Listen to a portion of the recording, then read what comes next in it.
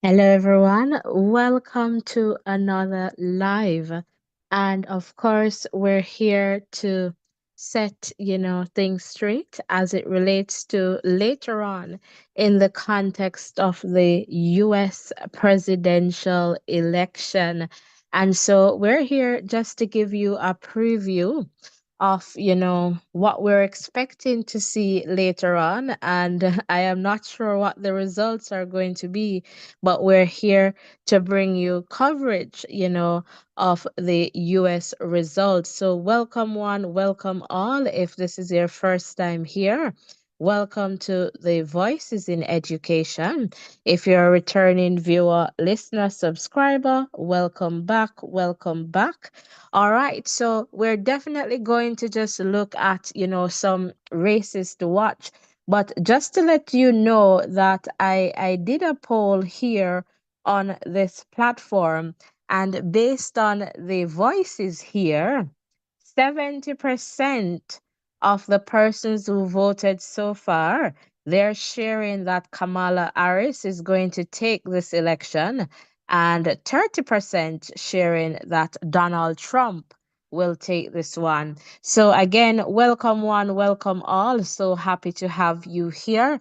In a little bit, I'll be joined by Rurian. And of course, I'd love to get some views from you as well in the chat.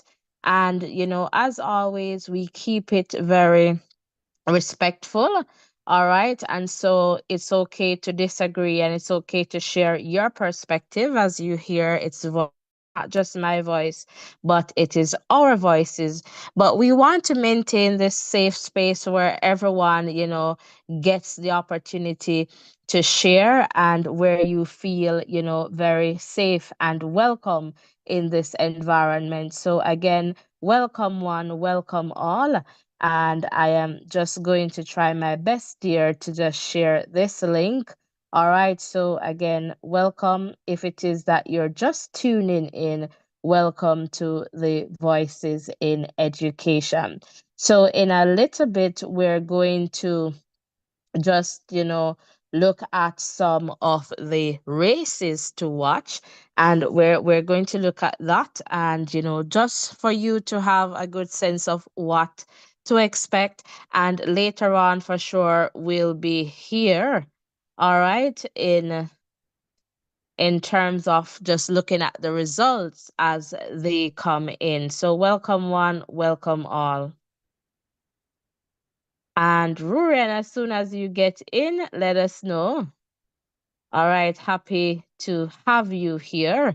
And I just sent that information out. So, again, based on the Voices in Education poll, we're expecting here to see, you know, we're expecting to see, well, the Voices in Education poll is expecting to see Kamala Harris take this one. All right, so let us just try and see if we can go here in the context of some races to watch. All right, and so here, just give me a moment here. Let's just go back up here. All right, we're just trying to get to some races to watch for this one. All right, so here, Georgia. All right, and just to let you know here, based on the information being shared, the polls will close at 7 p.m. in Georgia. All right, so again, we're expecting to see, I guess, these states will be very much competitive in the context of this presidential election. All right, North Carolina is another one to watch here, and the polls close at 7:30 p.m. in North Carolina.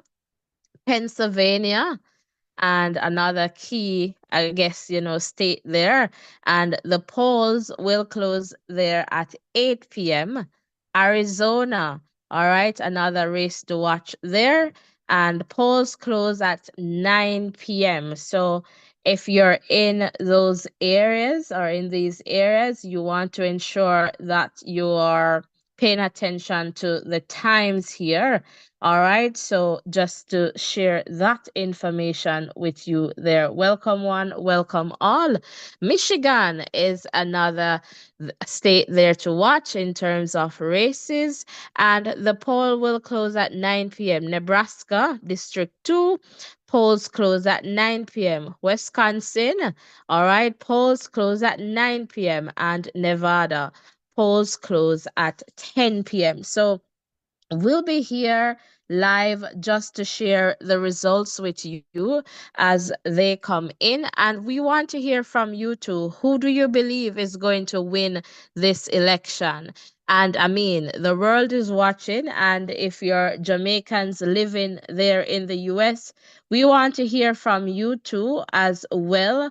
All right. So, again, welcome, one, welcome all. If it is that you're just tuning in, so happy to have you here. Please remember to hit the like button, the share button, and the subscription button. All right, so there is also the conversation that this election is just too close to call. And I mean, it is, but I feel like at this point there is some distance, all right? And so I feel that at this point, there is someone who is going to take this. Kimon, welcome. So happy to have you there in the chat.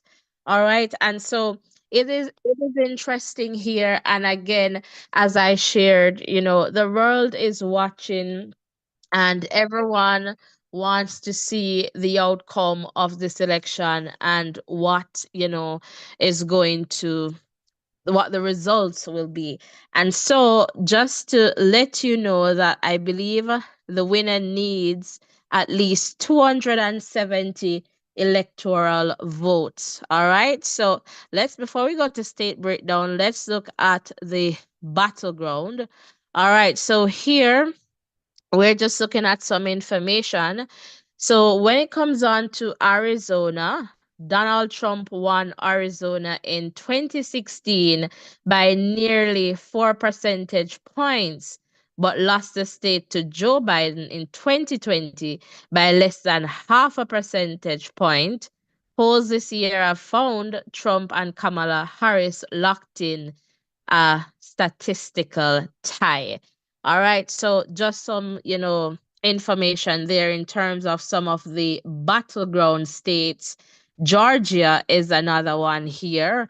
And so in 2016, Donald Trump won Georgia by about 5 percentage points, but lost there to Joe Biden in 2020 by less than 12,000 votes.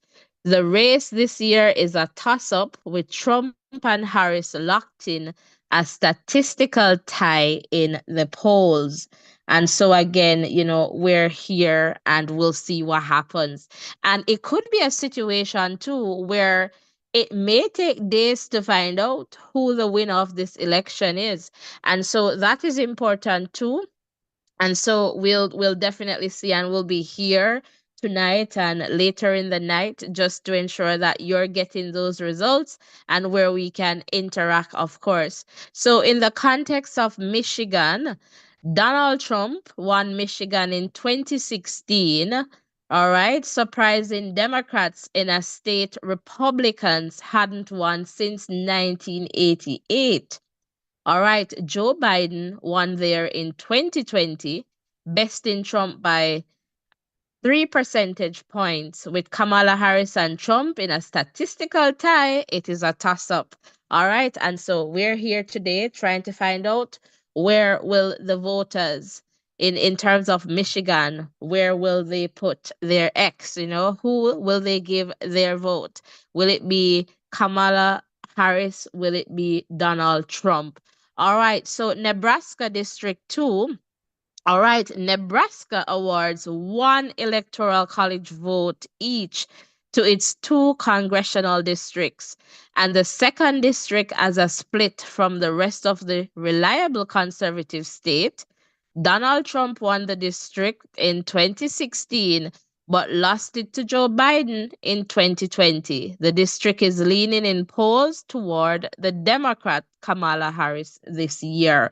So, could this be key here in this context? We'll definitely find out later on as the results come in. All right, over to Nevada. All right, so Nevada is important because the Democrats won Nevada in the past two presidential elections, but polling and voting trends in the state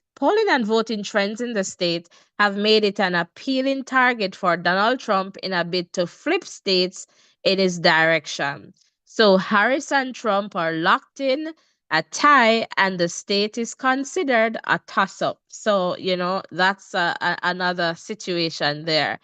Let's move over to North Carolina. So, North Carolina is important because North Carolina hasn't voted for a Democrat president since 2008. But Kamala Harris's campaign has targeted it as a state. So this is North Carolina that she can win. All right. So it's pretty much based on this large black population. And so, but Donald Trump won there in 2016 by 3 percentage points and in 2020 by 1 percentage point. And so 2024, is it a case where the Harris campaign, where Kamala can take this one? This would be significant, North Carolina. All right, moving down to Wisconsin. And Wisconsin is a toss up battleground state that has swung between Democrats and Republicans. And so the swing seat is, I guess, essential.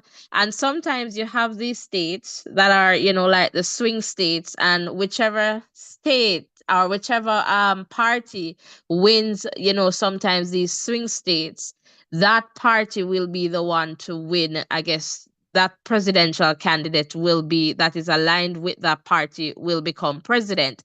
And so sometimes if you look at this, for example, in 2016, right, Trump won Wisconsin and Trump was the president. In 2020, Joe Biden won Wisconsin and Joe Biden was the president. So when I say that's what I mean in the context of the swing states, sometimes the party or the presidential candidate, that will win the votes there in terms of the electoral votes, they will definitely perhaps win the presidency as well. So what will happen in 2024? We'll find out, hopefully later this evening. All right, over to Pennsylvania. And Pennsylvania is important because it is emerging as the most critical battleground state in the 2024 election. Donald Trump won the state by less than 1 percentage point in 2016 and lost it by about 1 percentage point in 2020. Kamala Harris has remained competitive there in Pennsylvania, and the state is classified as a toss up. All right, so I guess it can go anywhere. And again, these battleground states are definitely critical to the election. All right, so just to let you know that. All right, and you can see here, so later on, once the results are coming in, we can get a better look of, the votes in terms of percentage. And so again, we'll have that information for you. But I'm just going to go over to Ruren. Hello, Ruren, welcome. Hello, thank you for having me. Let me, Absolutely. you hear me loud and clear, I hope. Yes, yes, and would love to hear from you in the context of this election. What are your expectations looking, I guess, from the outside looking in? Well, has been really interesting, the developments that have, come over the last few months. And, personally, I'm expecting Kamala to take this one, but, at no point you can rule out Donald Trump out of this one. So it's really important to watch the results, just to stick with us here so that we can see how this one, unravels. But this is going to be an awesome election, I would say, and the results are going to be really, really historic, I would say. Yeah, for sure, for sure. And I hear you share that, you're expecting Harris to take this one. Is it why? I guess that's the question. Why, based on, what you have there to share with us? Yes, so based on what I've seen in terms of campaigns, in terms of what she's bringing to the table, she seems to be someone who is trying her best to connect with the people on different levels. So that's good to see, and I'm seeing lots of persons rallying around her as well. So that's something good in terms of how she's presenting herself. But the same will happen on the other side because persons have their candidate that they're supporting and they will rally up their troops. But I just get the feeling that, she's a little bit ahead at this moment. Yeah, that's my sense too, that maybe Harris is a bit ahead here. But as you say, anything can happen, and maybe it's a case where we'll have to wait and see for a couple of days to really get a sense of who wins. But it could be where it's so clear that maybe later tonight we can have a winner. And so that is also important. And just to let you guys know, and I guess I shared some of this if you're just tuning in, today is the day that Americans vote for their next president.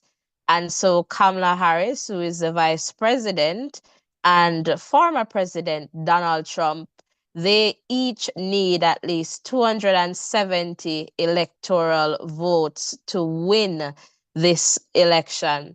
All right. And so that is definitely significant in the context of this election as well.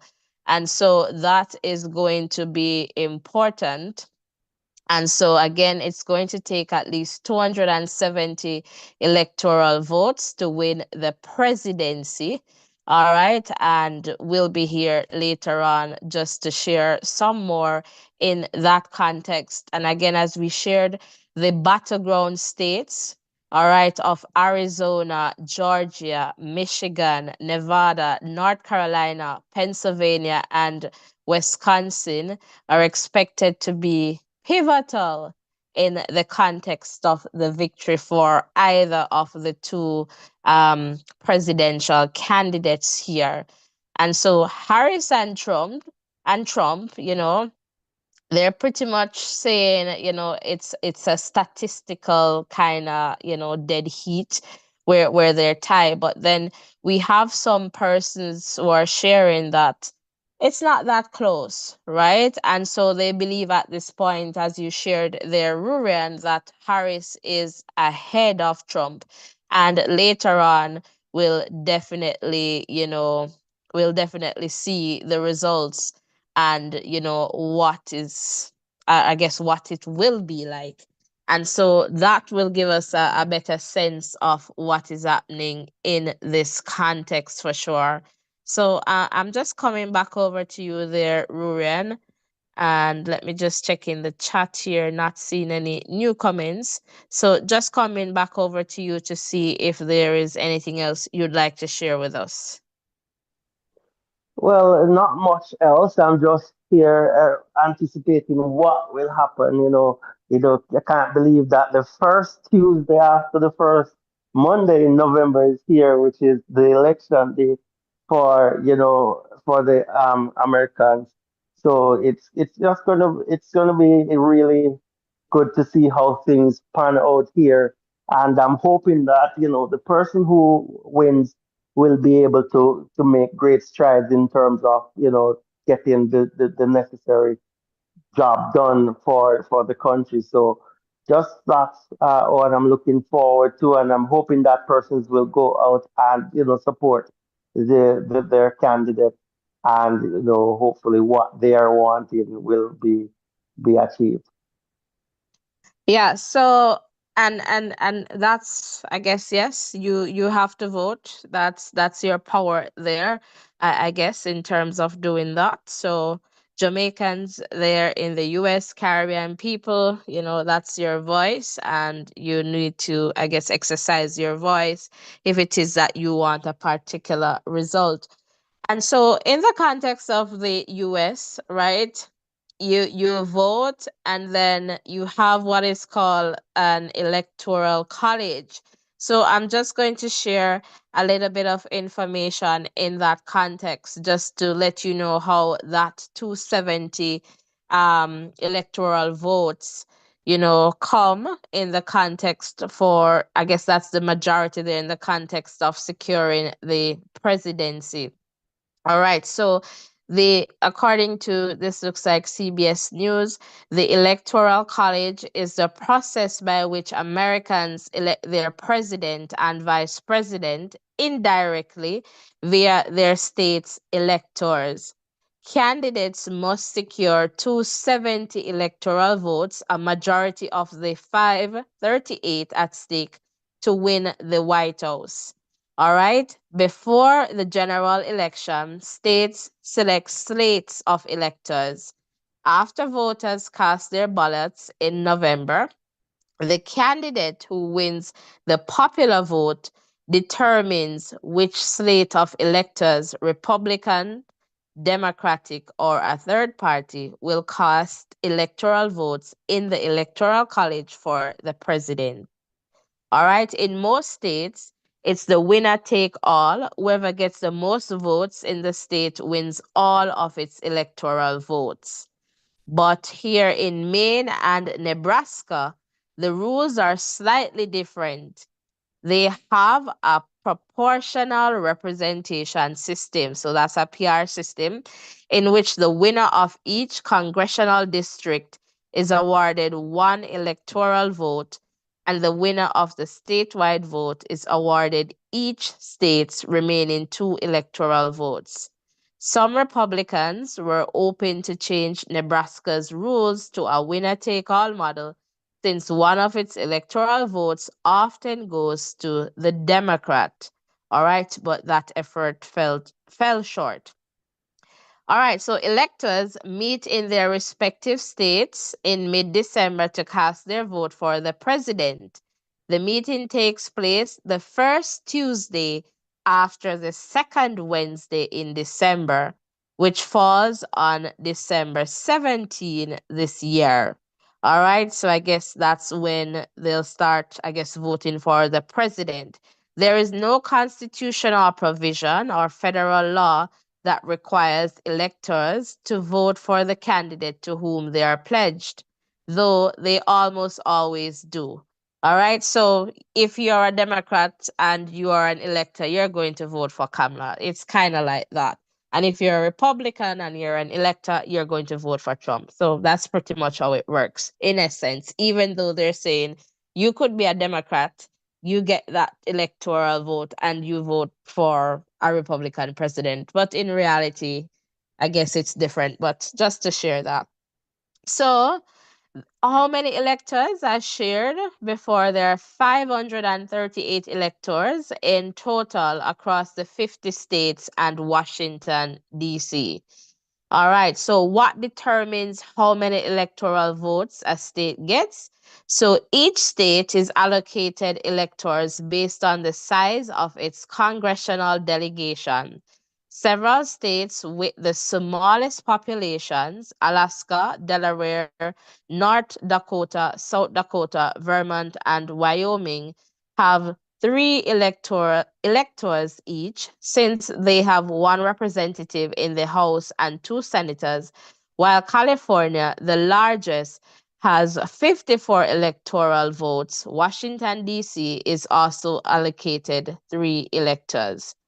All right, so we'll have that later on, and we'll definitely share this information with you too, as we try to bring you the results. and then we'll definitely see what happens. All right. And, we'll talk more for sure. So this is just like a quick update just to let you know that we'll be here and to give you a sense of, some things to expect in the context of, the results. So some races to watch and, those battleground states for sure. So, Ruren, any final comments before we close this one out?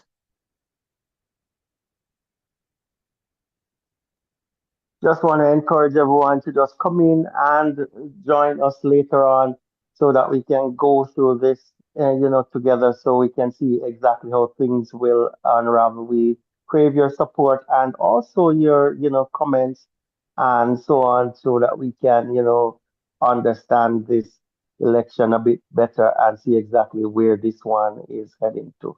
So please stick and stay with us. Really appreciate it. All right. Thank you so much. Fantastic. So, as you can see on screen, we are seeing just early votes, and we're going to just wrap this one up here at this point. Again, thank you so much for coming over. Please remember to subscribe, turn on your post notification bell. So tap the bell, select all so that you do not miss any updates, as we will be here to share the results as they come in. All right. Blessings and love, everyone. And I'll see you in the next live. Bye for now.